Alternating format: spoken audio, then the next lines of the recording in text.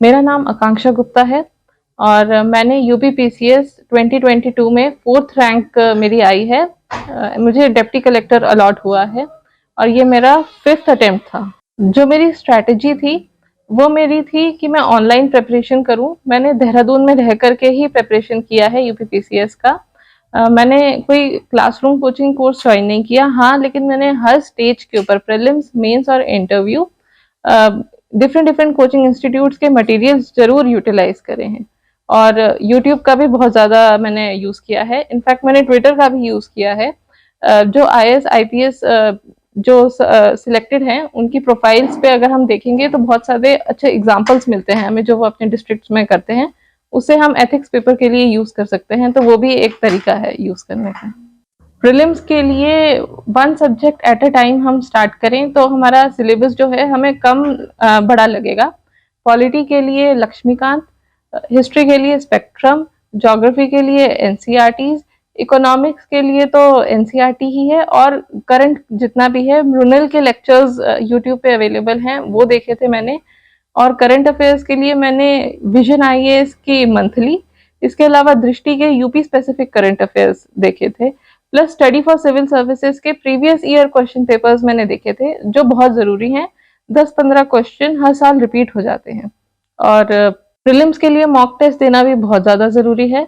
UPPCS के लिए ध्येय के मॉक टेस्ट, दृष्टि के मॉक टेस्ट लगाएं। इसके अलावा मैं एक सजेशन ये दूंगी कि हर सब्जेक्ट के लिए यूपीएससी के 2-2 पेपर जरूर लगाएं, जो यूपीएससी के मॉक टेस्ट होते हैं।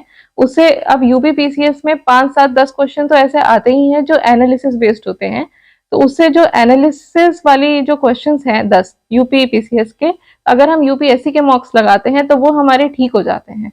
जबकि 90% लोगों के कई बार वो गलत होते हैं, तो उस केस में हम एज ले जाते हैं और हमारा प्रीलिम्स की कट ऑफ जो कि यूपी में काफी ज्यादा जाती है वो क्लियर हो जाती है।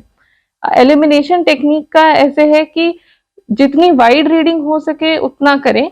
वाइड रीडिंग को अगर हम करेंगे तो हम किसी, अगर कोई क्वेश्चन है उसमें 4 ऑप्शंस हैं तो एक तो हम एलिमिनेट कर ही देंगे, कितनी बार तो हम 2 भी एलिमिनेट कर देते हैं, तो बचता है 2 में से। फिर 2 में से जो होता है वो हमारा फिर नॉलेज के ऊपर होता है, जो हम स्टैटिक सब्जेक्ट्स की नॉलेज लगाएं या करंट अफेयर्स की नॉलेज लगाएं, उससे फिर हमारे जो आंसर है वो सही आ जाते हैं।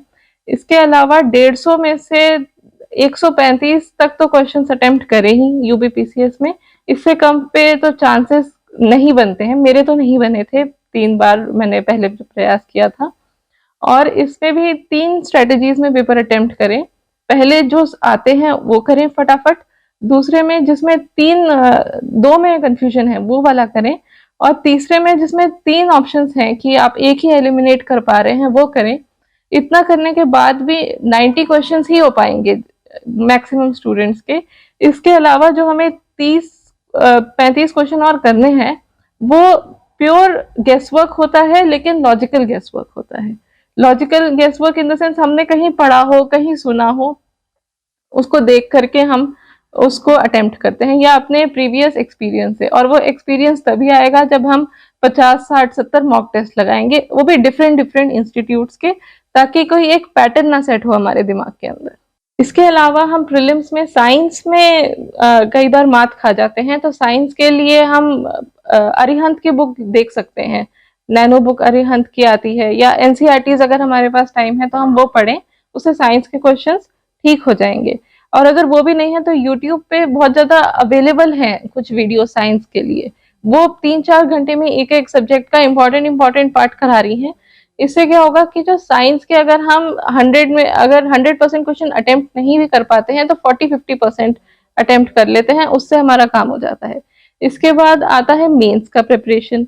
मेंस के लिए ऐसे जो है, ऐसे में यहाँ पे 3 ऐसे लिखने होते हैं। मेरा इसमें अनुभव ये रहा है कि तीनों ऐसों को एक जैसा ना अटेम्प्ट करें।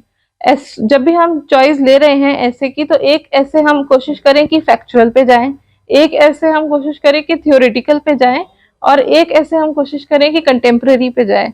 उससे क्या होगा कि जो एग्जामिनर है उसको उनको एक ही तरीके के आंसर्स, ऐसे का फ्लो नहीं मिलेगा, डिफरेंट डिफरेंट पर्सपेक्टिव में एक स्टूडेंट के व्यूज मिलेंगे, उससे वो ज्यादा मार्क्स देते होंगे, मुझे ऐसा लगता है। इसके अलावा जो हिंदी है, मेरी हिंदी काफ़ी कमज़ोर थी लिटिल हिंदी में, तो उसके लिए मैंने जो स्टडी फॉर सिविल सर्विसेज हैं, ज्ञान सर, उनकी पापा वीडियो करी थी। इसके अलावा घटना चक्र मैंने करा था हिंदी के लिए, और उसके अलावा मैंने टेस्ट पेपर्स दिए थे 3-4 हिंदी के। और मुहावरे ज़रूर कर लें, क्योंकि यहाँ पे ये काफ़ी मार्क्स के आते हैं और ये मार्क्स खींचने में हेल्प कर देते हैं। इसके अलावा जो है GS1 को भी हम सब्जेक्ट वाइज डिवाइड करें। जो हिस्ट्री वाला पोर्शन है उसे हम प्री वाली सोर्स से ही पढ़े, मैंने स्पेक्ट्रम से ही करा था। कल्चर यहाँ पे इतना ज्यादा पूछा नहीं जाता है।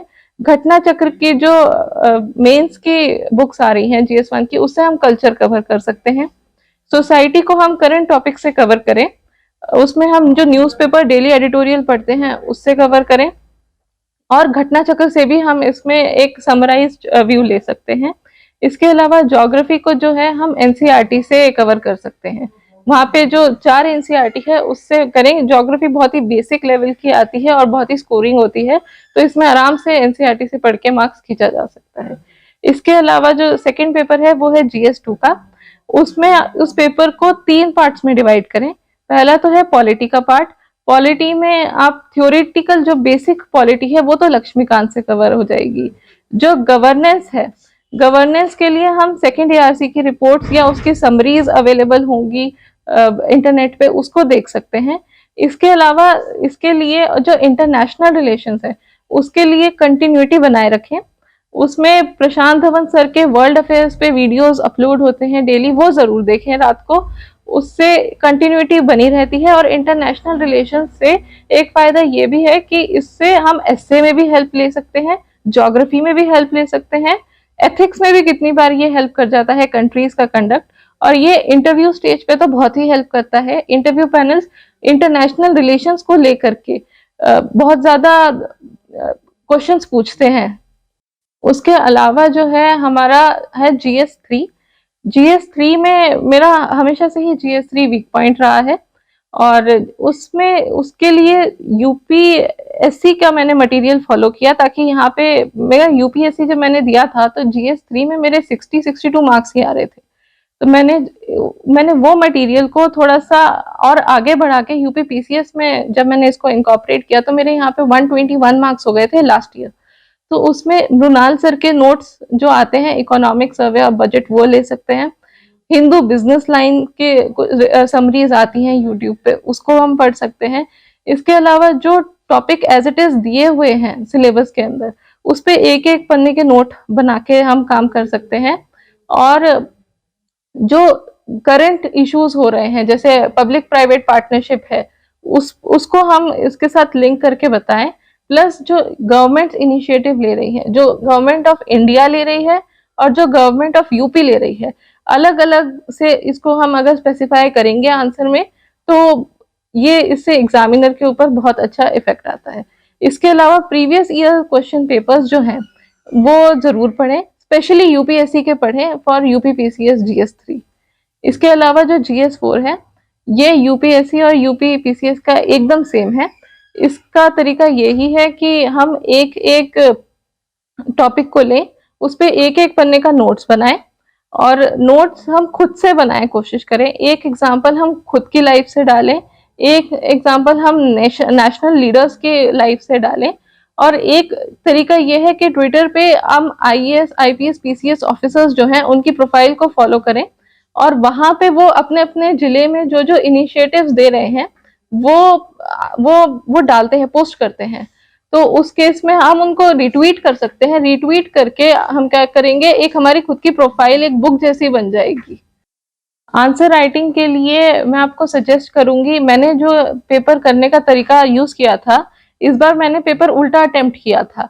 जो ज्यादा मार्क्स वाले क्वेश्चंस होते हैं वो पहले करे थे, और जो कम मार्क्स वाले क्वेश्चंस होते हैं वो बाद में करे थे। क्योंकि जो ज्यादा मार्क्स वाले क्वेश्चंस होते हैं उसमें हम ज्यादा, मेरा पर्सनली ये मेरा इन्फरेंस रहा था अपनी टेस्ट सीरीज को देख करके, कि उसमें मैं ज्यादा स्कोर कर रही थी जो कि 10 मार्कर्स होते हैं उसके हिसाब से। तो वो उस हिसाब से आप अपनी स्ट्रेटेजी बनाएं। मार्कर्स जो आंसर है वो पैराग्राफ में भी लिखें, और बीच बीच में पॉइंटर्स भी डालें, और डायग्राम जरूर बनाएं। इंडिया का डायग्राम बनाएं, यूपी का डायग्राम बनाएं। अगर आप कोई स्मार्ट सिटी मिशन है तो यूपी का डायग्राम बना करके आप उसके अंदर स्मार्ट सिटीज को अंकित करें जरूर, तो उससे आपको बहुत ज्यादा हेल्प मिलेगी मार्क्स को खींचने में। इसके अलावा इंट्रोडक्शन, बॉडी और कंक्लूजन में ध्यान दें। मैंने यूपीएससी का जब मैंने मेंस लिखा था वहां पे मैंने कंक्लूजन नहीं लिखा था किसी भी आंसर में। नतीजा ये हुआ था कि मेरा इंटरव्यू कॉल 2 नंबर से रह गया था। और जब मैंने ऐसा अपने टीचर से कहा तो उन्होंने कहा कि मुझे कि कम से कम आपका हर आंसर में 1 नंबर कटा है क्योंकि आपने कंक्लूजन नहीं दिया है। तो 20 आंसर में 20 नंबर एक पेपर में कट गए, और 5 पेपर होते हैं तो 100 नंबर तो तकरीबन वहीं कट गए। तो इसलिए इस बार मैंने ध्यान रखा कि कंक्लूजन तो लिखें, आप आंसर छोटा करें, कंक्लूजन लिखें। और अगर ऐसा हो रहा है कि स्पेस ज्यादा हो रही है, आपके पास पॉइंट्स कम है, तो फ्लो चार्ट्स बना के लिख दें, उससे आपका पेपर भर जाएगा। एक मुझे किसी ने राय दी थी कि आप पेपर को पूरा भरें A to Z, लेकिन मुझे ऐसा लगा कि ये फायदेमंद हुआ नहीं। पेपर को आप भरना फायदेमंद है, लेकिन हम भरते कैसे हैं वो हमें जानना चाहिए। अगर हम लिख लिख के पूरा पेपर भरेंगे तो टाइम बहुत जाएगा और पेपर कंप्लीट नहीं हो पाएगा। तो उसमें हम डायग्राम्स डाल के, फैक्चुअल डिटेल्स डाल के, पॉइंटर्स में डाल के, और एक ट्रिक ये है कि जब हम वर्ड्स लिख रहे हैं तो 2 वर्ड्स के बीच की थोड़ी सी स्पेसिंग बढ़ा दें। या अगर हमारे पास टाइम कम है और हमारे पास 2 आंसर बच रहे हैं, तो आप थोड़ा वर्ड की जो हाइट होती है उसको थोड़ा बड़ा करें।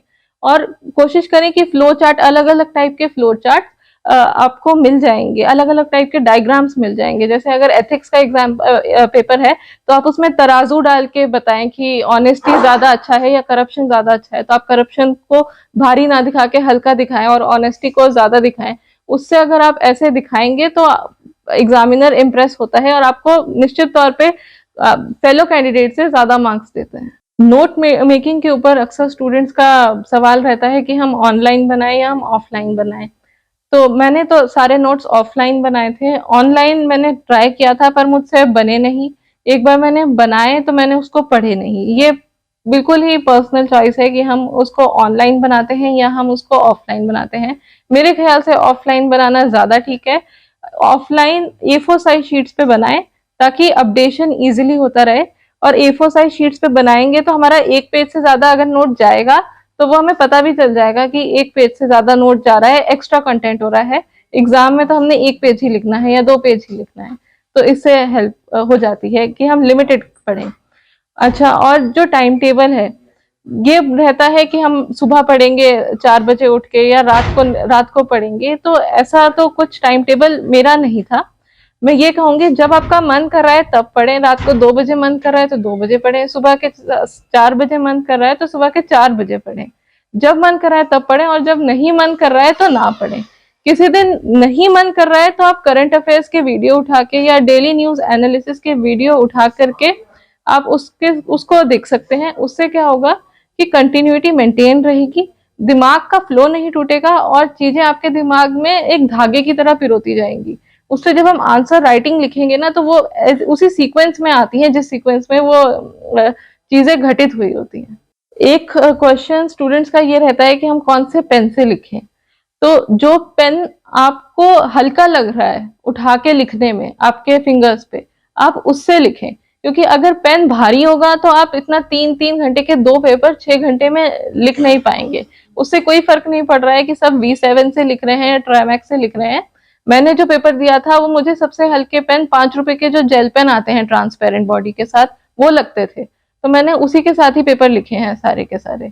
और कोशिश करें कि वाटरप्रूफ मिल जाए तो बेटर है, लेकिन मैंने तो जो वाटरप्रूफ नहीं थे उसी से करे थे।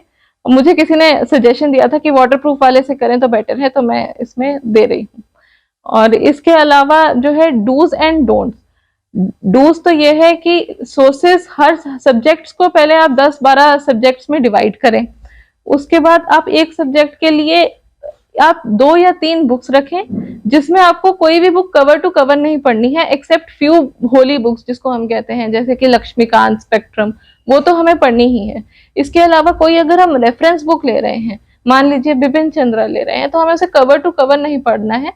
हम देखें प्रीवियस ईयर के ट्रेंड्स और जो क्वेश्चन हमें लगता है कि हमारी नॉर्मल जो हम रेगुलर बुक यूज कर रहे हैं वो उससे कवर नहीं हो पा रहे हैं, तो केवल वो पेज उठा करके वो चैप्टर उठा करके आप उसको पढ़ें और उसका नोट्स बनाएं। हमेशा नोट्स बनाने के ऊपर ज्यादा ध्यान दें, और नोट्स भी पहली बारी में ना बनाएं। कोशिश करें कि आप 2 रीडिंग ले लें, 3 रीडिंग ले लें, क्योंकि अगर आप पहली रीडिंग ही लेंगे तो जो नोट्स आप एक पूरी बुक ही छाप देंगे। ये गलती मैंने अपने यूपीएससी के फर्स्ट अटेम्प्ट में करी थी। मैंने सारी बुक्स के नोट्स बनाए और नतीजा ये हुआ था कि मैंने 8-10 कॉपियां बना दी थी नोट्स की, जो मैंने कभी पढ़ी भी नहीं। तो इसलिए 3, 4, 5 रीडिंग लें उसकी, और एक ही बुक की रीडिंग लेकर के 3-4 बार कोशिश करें कि आप प्री के भी टेस्ट दें और मेंस के भी टेस्ट दें, और उसके बाद अगर कुछ कमी रह रही है फीडबैक में, तब आप दूसरी बुक उठाएं और स्पेसिफिक चैप्टर्स लेकर के उसके नोट्स बना करके अपने रेगुलर मटेरियल में डाल दें। इसके अलावा जो है डूज क्या करने हैं, डूज ये है कि आप रिवीजन जरूर करें, जरूर से रिवीजन करते रहें, बार बार। मेरे साथ एक ये प्रॉब्लम बहुत है, और शायद ये बहुत सारे एस्पिरेंट्स के साथ रेजोनेट भी करेगी, कि मैंने एक किताब को अगर 10 बार भी पढ़ लिया है तो मैं 11वीं बार उसे अगर 2 हफ्ते बाद पढ़ती हूँ तो मुझे वो फिर भी नई नहीं लगती है। तो इसलिए रिवीजन बहुत ज्यादा की है इस प्रोसेस के अंडर में, चाहे वो प्रीलिम्स हो चाहे वो मेंस हो, क्योंकि प्रीलिम्स में हमें कुछ सेकंड्स के अंदर एक क्वेश्चन को आंसर करना है, वो भी सही फैक्चुअल क्वेश्चन को, और मेंस में कुछ हमें 5 या 6 मिनट में एक ऐसा 2 पेज का या 3 पेज का आंसर लिख करके देना है जो कि स्टैंड आउट हो, जो क्वेश्चन की डिमांड है उसको फुलफिल भी करता हो। उसके लिए जब तक हम अच्छे से रट नहीं लेंगे, रिविजन नहीं कर लेंगे, खासकर स्टैटिक चीजों का, तो वो तो फिर मुश्किल हो जाता है।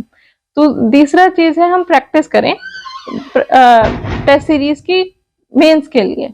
मैंने जो टेस्ट सीरीज की प्रैक्टिस करी थी उसमें मैंने इनसाइट्स आईएएस की मैंने टेस्ट सीरीज लगाई थी फॉर जीएस, मैंने ध्येय की टेस्ट सीरीज लगाई थी फॉर जीएस। इसके अलावा मैंने कोई टेस्ट सीरीज नहीं लगाई अपने 5-6 साल के प्रेपरेशन में, और ये मुझे लगता है मेरी बहुत बड़ी गलती है, जिसे मैं रिक्वेस्ट करूंगी कि फेलो एस्पिरेंट्स ना दोहराएं। मेरा लकीली हो गया इस बार, क्योंकि मैंने 5 मेंस लिख चुकी हूँ, तो वो 5 मेंस भी एक टेस्ट सीरीज के बराबर, एक टेस्ट सीरीज के बराबर हो गए, वो एक्सपोजर मुझे मिला। बट आप 5 साल ना लगाएं, अब अलग अलग जगह से आप टेस्ट जरूर लगाएं। कोशिश करें कि 2 या 3 जगह से आप टेस्ट लगाएं और उनकी पूरी टेस्ट सीरीज को फॉलो करें, शेड्यूल को। ऐसा ना करें कि आप अपने हिसाब से शेड्यूल बना के फॉलो कर रहे हैं। मेरे साथ एक गलती ये भी हो रही थी कि मैं अपने हिसाब से शेड्यूल चला रही थी। उस केस में जब बच्चे पूरी टेस्ट कंप्लीट कर लेते थे तो मेरे तो 8-10 ही टेस्ट हो पाते थे, तो मैं तो वैसे ही पीछे रह जाती थी। तो वो गलती भी ना दोहराएं, और टेस्ट को पूरा जो शेड्यूल इंस्टीट्यूट ने या कोचिंग ने आपको दिया है, जो आपने ज्वाइन किया है, उसको उस पर फुलफिल करें। इसके बाद जो है वो तीसरी स्टेज आती है इंटरव्यू की। यूपीपीसीएस में इंटरव्यू में, हालांकि इंटरव्यू पैनल के पास हमारा जो बैकग्राउंड है, स्टेट का जो हम कहाँ के रेजिडेंट है वो नहीं जाता है, या हमारी नाम नहीं जाता है, तो जनरली लोग सजेस्ट करते हैं कि हम उसे ना पढ़ें। बट मेरा ये सजेशन रहेगा कि हम उसे पढ़ें, क्योंकि उससे हमें एक कॉन्फिडेंस बूस्ट होता है, हमें अपने आप के बारे में और अपनी सराउंडिंग्स के बारे में और जानने को मिलता है। तो इंटरव्यू की प्रिपरेशन हम 3-4 स्टेजेस में कर सकते हैं। सबसे पहले हमारी जो स्टेट है, अगर उत्तर प्रदेश ही है तो बढ़िया, नहीं कोई और स्टेट के हैं तो अपनी स्टेट, अपना शहर, उत्तर प्रदेश की स्टेट, और अगर आप उत्तर प्रदेश के ही रहने वाले हैं तो उत्तर प्रदेश का वो शहर, उत्तर प्रदेश गवर्नमेंट की सारी स्कीम्स, कोई ऐसी स्कीम्स जो बहुत ही ज्यादा सक्सेसफुल हुई हैं और जिनको ऑल इंडिया लेवल पे भी इनको इनकॉर्पोरेट किया जा रहा है, उसको आप जरूर करें, क्योंकि उस पे सवाल बनते हैं। इसके अलावा करंट अफेयर्स पे और इंटरनेशनल रिलेशंस पे और ऑप्शनल पे, हालांकि अब ऑप्शनल हट गया है और यूपी स्पेसिफिक पेपर्स आ गए हैं, तो उस केस में तो हमें यूपी पे और भी ज्यादा अब ध्यान देना पड़ेगा।